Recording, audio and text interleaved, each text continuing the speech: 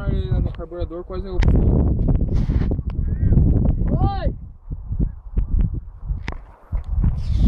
Tipo, moeu. Não dá pra pegar! Tipo, moeu, tá ligado? Não, viu? Não tem o que fazer, né? Tinha que ser o William, né? Não tem o que fazer.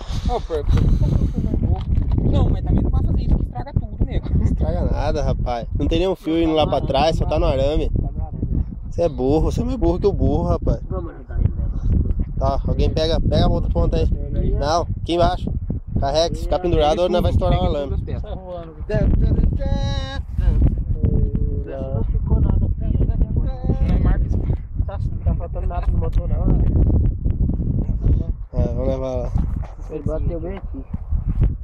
Aí, ó, na sua frente aí, ó. O parafuso aí. Pega essa madeira mais grande. Negado, o que foi acontecer?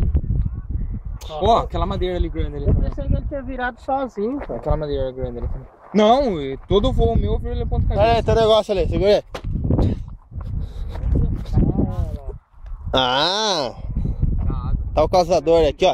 Por isso que ele não subiu. Saiu aqui na frente, você tava lá, ó. É a caixa preta.